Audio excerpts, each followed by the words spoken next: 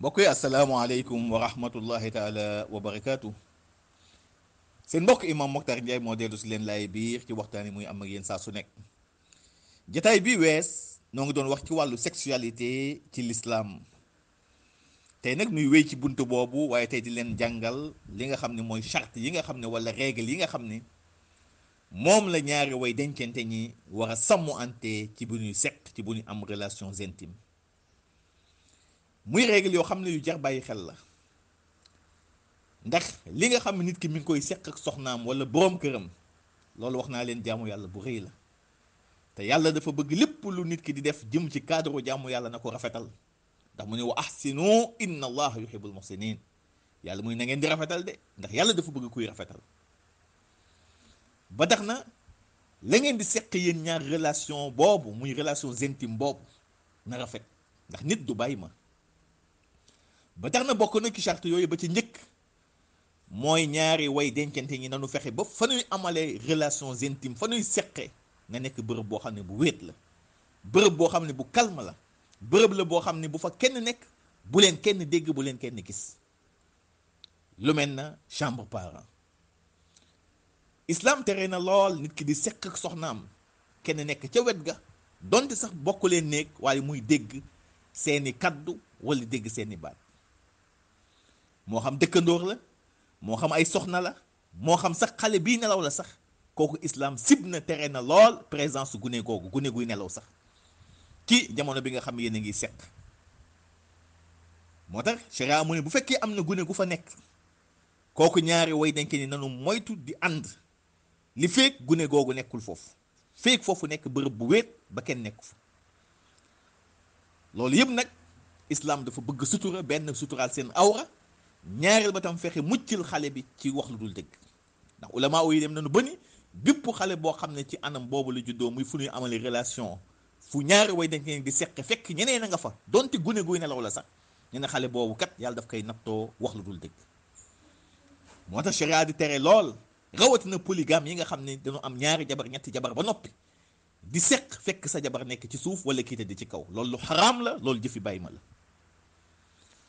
ñaareel ba bokk na ci règle yi nga xam ni moom la way dencante ñi di sàmmanteel mooy bu ñuy am relation ñoom ñaar bu ñuy seq bu nu wax ni rek noo ngi seen néeg bu nu futteeku ba ni leen seen ndey jure woon ci jamono bu ñuy seq bu ñuy seq donte sax dañoo wuññeeku mooy dañu nuy nañu jël ab drap teg ci seen kaw ci jamono bi nga xam ne noo ngi amal seen relations intimes loolu nag pour mucc ci bëtu seytaan ndax seytaan heure bu fekkee yéen a ngi seq nuy solu leen dara boobaa kat day jël ay bëtam tekk ci seen kaw te boobaa musiba gi mooy xale ba ciy juddoo day nekk xale boo xam ne daanaka kooku du mën a tey secret ci dundam te benn tamit pour ormal tam seen awra gis ngeen awra ni mu sacré les parties intimes dañ ko war di sàmm donte yéen a ngi seen biir néeg sax waaye neen na ngeen jël as drap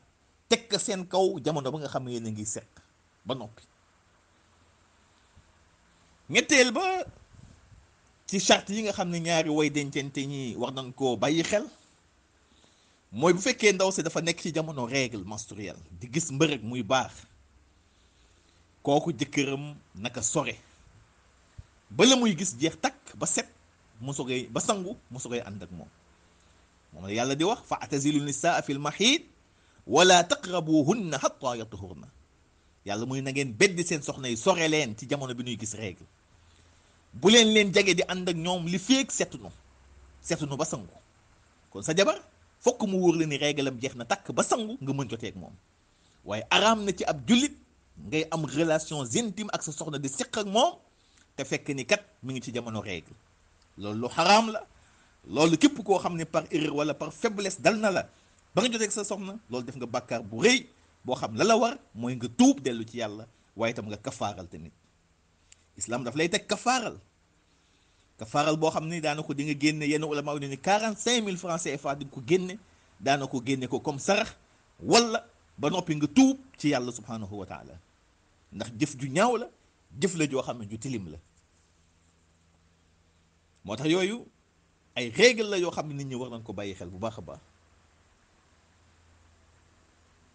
bokk na ba tey ci charte yi muy ñeenteel bi mooy islam tere na ci nit ki di am di seq ak soxnaam wala borom këram te fekk mi ngi xiif wala mi ngi mar wala mi ngi sonn lool wala sax dafa néew doole feebar lool wala sax mu nekk ci jamono mer. nee na circonstances yi bu ci nit ki nekkee na fexe moytu di ànd ak soxnaam ci jamono boobu. bu fekkee dafa mar lool wala mu xiif lool wala sax mu sonn lool wala mu feebar wala mu mer, ndax nee na képp koo xam ne yaa ngi amal relations intimes ci jamono bii nee na doom jooju say juddoo kooku day nekk koo xam ne ku rancunier lay doon, ku naqadi deret lay doon ci dundal. moo tax sunu yonent sallallahu alayhi wa sallam mu ne ñett yi ngay ni yoo xam ne nee na mën na rey góor. ñu ne ko mooy yan? mu ni benn di am relations intimes di seq ak sa soxna te fekk boobu yaa ngi xiif sa biir ba dara nekku ci, wala tam yaa ngi seq ak sa soxna fekk boobu yaa ngi lekk yàpp ba suur, wala yaa ngi lekk tam ba sa biir fees. ñett yi nee na mën na rey góor gu nekk war na koy moytu. benn di am relations intimes fekk yaa ngi xiif, benn nga lekk yàpp muy viande rouge ba suur, wala sax sa biir fees ak loo mën a lekk ba sa biir fees, yooyu tamit jar na moytu. juróomeelu charte bi muy règle yi nga xam ni ñaari way dencee ñi war nañ ko bàyyi xel. wax naa leen ni ànd gi nga ànd ak sa soxna jaamu yàlla la, te bépp jaamu yàlla dafa am nu mu ko yoonale. moo tax nee na booy dem yow waa ji bay joteeg sa soxna na nga ñaan googu nag yéen ñaar yëpp mën ngeen ko def, rawat na nag waa ji wala soxna si di ko fàttali waa ji bu ko fàttee. mooy boo demee ba nga xam ne yaa ngi passé à l'acte sexuel nga wax allahumma jannibna shaytan wa jannibi shaytan ma razaqnana. yàlla yan nag ma musal ci shaytaan, musal ci tamit lii nga xam ne ndax nga ma ko wërsëgal muy njaboot, yan na nga ma ci musalal loolu. muy ñaan koo xam ne du jar bàyyi xel la pour wan leen ni kon seq gi nga xam ne ñaari way dencee ni ñoo ngi koy amal loolu jaamu yàlla bu rëy la. moo tax nu ni ñaan gii képp koo xam ne yaa ngi koy ñaan yàlla dina la dimbale ba doom ja ci juddoo seytaan du am ci moom yoon. waaye boo dul ñaan nag daanaka sunu doom yi la yàlla xam doy na. juróom-benneelu charte bi islam tere na lool nit ki tëb rek àgg ci soxna am. xam nga loo gis am na yoon. moo tax wàllu sexualité islam daf ci wax lu bëri. nee na ngeen moytu def comme bàyyi may mooy tëb rek àgg ci sa soxna. loolu soxna si mën na la bañ te mën nga ko gaañ tamit indil ko ay jafe-jafe. moo tax nee na nit ki balaa ngay ànd ak sa soxna na nga def ay préliminaire, def loo xam ni mooy dem ba yombal ànd ba. moo xam ngeen baal ma ci kàddu mi da nga koy fóon wala da nga koy caresser wala da nga koy wax ju neex ba nga xam ni kat ànd ba day nekk ànd boo xam ne bu yombalee doon. moo tax sallallahu alayhi wa sallam mu ni moytu leen di tëb rek àgg ci seen soxna de façon brusque comme ni ko bàyyi may di defee. moo tax préliminaire yi loolu lu l'islam santaane la balaa ngay ànd ak sa soxna. juróom-ñaareel bi islam digle na nit ki buy ànd ak soxnaam nee na mën nga dëkki sa soxna fu la neex, mën nga adopter n'importe quelle position booy ànd ak moom ba mu des ca gannaawam, muy à travers l'anus. loolu c'est formellement interdit, loolu lu xaraam la. mooy nit ki di ànd ak soxnaam bàyyi kanam nga dem ca gannaaw, loolu jëf ju xaraam la. faatuhunna min haysu amarakum allah, yàlla muy dikki leen seen soxna yi fa leen yàlla digal ngeen ànd fa ak ñoom, te mooy ci kanam gi moytu gannaaw ga. wan leen nit du bàyyi ma. yonent bi sallallahu alayhi wa sallam mu ni képp koo xam ne yaa ngi amal relation intime ak sa soxna di seq ak sa soxna ca gannaaw bàyyi kanam ga, nee na yàlla dina la xañ yërmandeem bisu àllaxira. man ataa imraatan fi duburiha lam yanzuri llahu ilayhi yawma alqiyama. képp koo xam yaa ngi dikki sa soxna ci ginnaaw ga bàyyi kanam ëllëg yawmal qiyaama yàlla du la xool ci bëtu yërmande. moo tax loolu lu doy waar la, muy sodomiser loolu mbir la moo xam ne islam daf ko xaraamal. juróom-ñetteelu charte ba mooy nit ki tamit islam dafa digle ngay ànd ak sa soxna fréquemment. bul bàyyi sa soxna mu toog rek lu ëpp 4 weer daanaka te amoo ak moom relations intimes, ndax loolu bokk na ci liy rey sëy. ndax relation sexuelle li ngeen di am muy relation li ngeen di seq loolu day créer équilibre, indi déggoo ak entente, indi bëggante, mën a dëgëral sëy bi. moo tax islam àddu ci kaaw impuissance sexuelle, mooy nit ki bu fekkee góor gi dafa tëlee ba mënul ànd ak soxnaam, l'islam li mu ko recommandé mooy mu faju at. bu fajoo at mu mat sëkk, bu wéree xayrun sëy bi continuer. bu fekkee wérul nag nu tànnaloo ndaw si ndax bëgg na toog wala ndax du toog, ndax mën na ko muñ wala ndax mënu ko muñ. bu ko mënee muñ na toog xayrun, bu ko mënul muñ nag mu ñaan baat. moo tax boo demee ci risaala ibnu abi zeyd al qayrawaan mu ne wa yuaxaru al mu'taradu sana fa in wutliya xayrun wa ila furiqa baynahuma inshaat.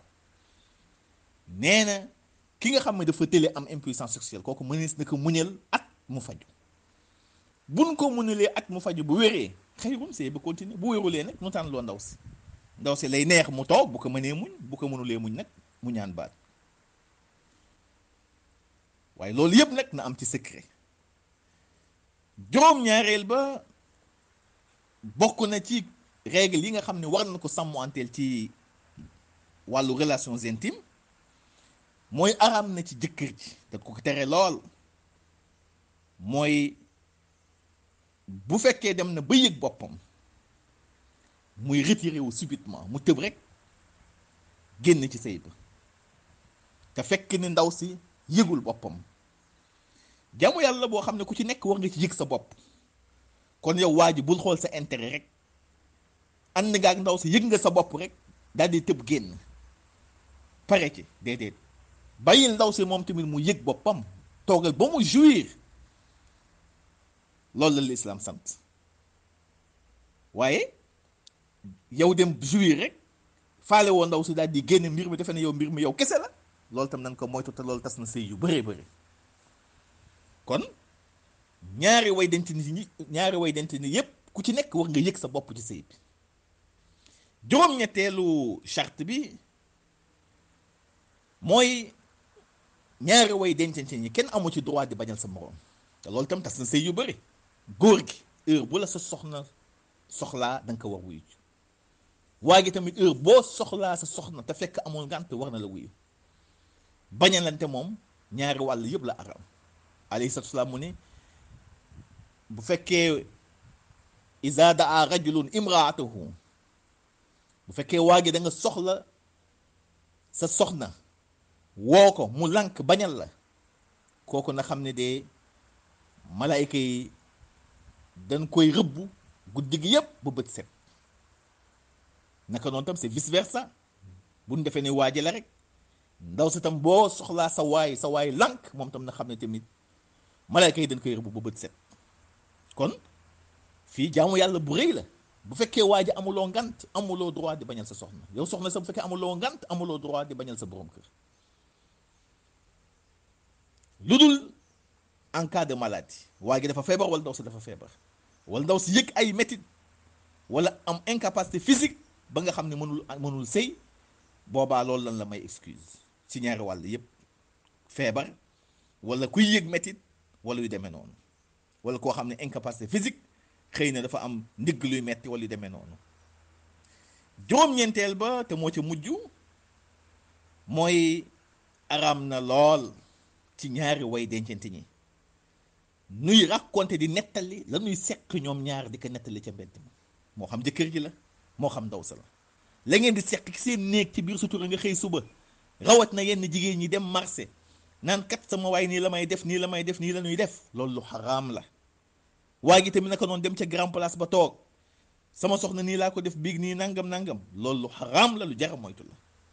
yonent bi sallallahu alayhi wasallam mu ne amul lu gën a yées, lu gën a bon seq ak sa soxna ba noppi génn ci biti di ko tas. nee na ku mel noonu bu ëllëgee yowmal qiyaam de kooku dinaa jëflanteeg moom. kon yooyu yu jar di bàyyi xel nañu xam ne kon relation wala seq gi nga xam ne ñaari way denkante ñoo koy seq loolu jaamu yàlla bu rëy la nañ ci bàyyi xel yal na yàlla may dégg ak topp asalaamaaleykum wa rahmatullahi taala wa barakatuh. Chers frères et sœurs en islam, assalamu alaikum wa rahmatullahi ta'ala wa barakatuh. Nous poursuivons notre thème sur la sexualité au regard, bien entendu, de l'islam. Et aujourd'hui, nous allons vous parler des règles établies par l'islam pendant les relations intimes. Vous savez, les relations intimes au sein d'un couple constituent un acte d'adoration divine. Par conséquent, elles doivent se faire ou se tenir conformément aux règles établies par l'islam. Et parmi les règles, premièrement, les relations intimes doivent se tenir dans la plus grande intimité, dans un lieu calme, discret, à l'image de ce qu'on appelle chambre parent, afin que personne ne puisse entendre ou voir vos ébats, ni le voisin, ni les autres épouses, ni les enfants et autres. Cela est un acte de mal dont il faut s'éloigner. Même la présence d'un enfant ou d'un bébé qui dort profondément, cela est interdit au moment de tenir les relations intimes. Quand il y a la présence d'un quelconque enfant, les deux époux doivent s'abstenir de s'adonner à des relations intimes, sauf en cas de force majeure. Tout cela, chers frères et sœurs en islam, pour protéger, n'est-ce pas, leur nudité et préserver l'enfant qui sera conçu de cette relation du mensonge. Deuxième règle, il est recommandé au cours des relations intimes que les deux conjoints se couvrent, n'est-ce pas, d'un drap ou d'une étoffe légère pour plus d'intimité et surtout encore se mettre à l'abri du regard de Satan. On nous rapporte que tout enfant conçu à la suite d'une relation intime faite en toute nudité, cet enfant-là ne sera pas quelqu'un de discret dans sa vie. Troisième règle, il est formellement interdit de tenir les relations intimes en période de menstrues. Si la femme est en période de menstrues, son époux doit s'éloigner d'elle jusqu'à ce qu'elle retrouve, n'est-ce pas, sa période de pureté. Allah subhanahu wa ta'ala nous le confirme. بعد أعوذ بالله من الشيطان الرجيم فاعتزلوا النساء في المخيط ولا تقربوهن حتى يطهرن. Tenez-vous à l'écart de vos épouses et ne les approchez que lorsqu'elles se sont purifiées.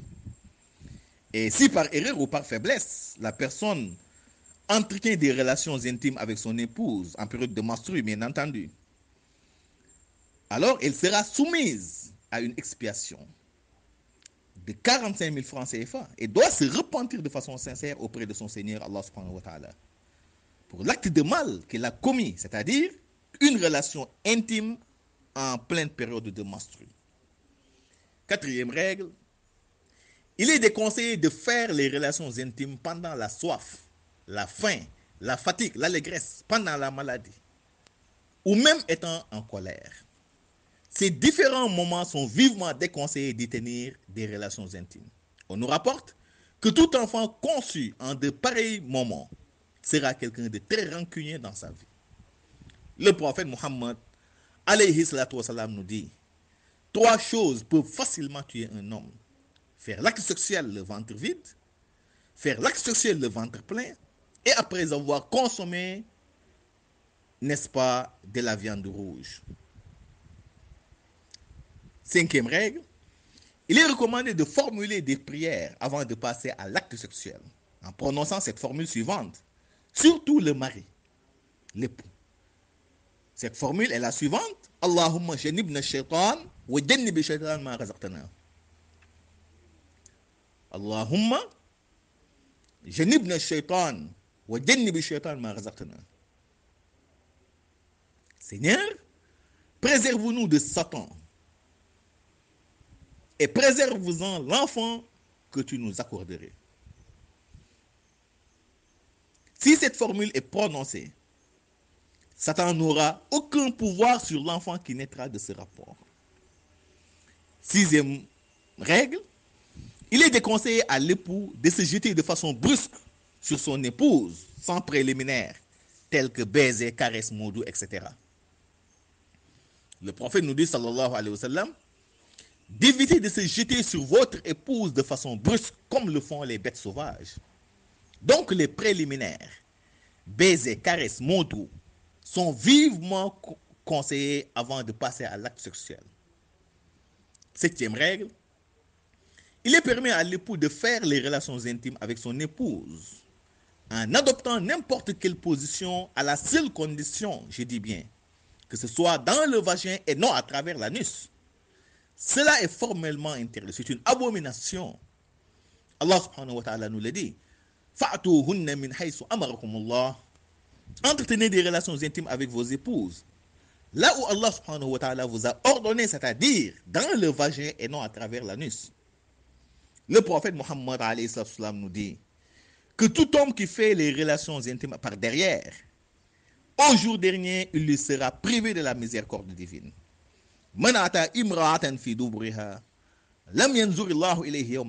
Quiconque sodomise son épouse, Allah subhanahu wa ta'ala ne le regardera même pas au jour dernier. Autrement dit, il va lui priver, n'est-ce pas, de sa miséricorde. 7e règle, il est recommandé à l'époux, au mari, d'avoir des relations intimes avec son épouse fréquemment. Il ne doit pas rester plus de 4 mois ferme sans avoir de relations ou de rapports intimes avec son épouse. Les relations intimes au sein d'un couple créent l'équilibre et la bonne entente. Et c'est pourquoi en cas d'impuissance sexuelle, notée chez l'époux, l'islam recommande à ce dernier de se soigner durant une année ferme. S'il guérit, le mariage continue, sinon c'est à la femme de choisir est-ce qu'elle va rester dans le mariage ou pas. C'est ce que nous dit Ibn Abi Zayd al-Qayrawani dans sa risala.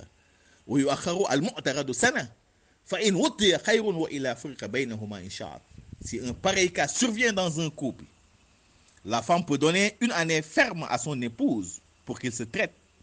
Si toutefois il parvient à se guérir, alhamdoulilah, le mariage continue son cours. Sinon, on le rend tout simplement avec l'aval, bien entendu, de l'épouse. 7e règle, il est interdit au mari de se retirer subitement après avoir éjaculé, tant que son épouse n'a pas joui ou ne l'autorise pas à se lever ou à se retirer. Chacun des deux conjoints doit jouir de son partenaire. Ça, c'est très important.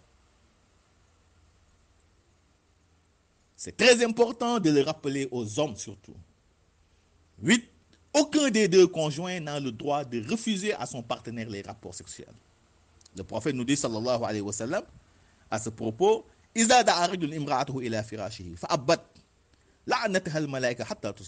quand un époux invite sa femme pour des relations intimes et que celle-ci refuse de répondre à son appel, les anges ne vont cesser de la maudire jusqu'au petit matin et vice-versa également. C'est seulement en cas de maladie, de douleur ou d'incapacité physique que l'époux ou la femme peut être excusée. 9e règle, la dernière, il est formellement interdit à chacun des deux conjoints de relater ou de raconter en public les moments d'intimité passés ensemble. Le prophète Mohammed, alayhi salatu wa sallam, nous dit, il n'y a rien de plus abominable parmi les études au jour dernier, le fait que des époux divulguent, n'est-ce pas, leur moment d'intimité en public. Cela est formellement interdit. Donc, chers frères et sœurs en islam, voilà les règles établies par l'islam pendant les relations intimes. Des règles qu'il faut impérativement respecter pour prétendre, n'est-ce pas, à la miséricorde divine. Chers frères et sœurs en islam, nous voilà au terme de notre rappel. Merci et à la prochaine.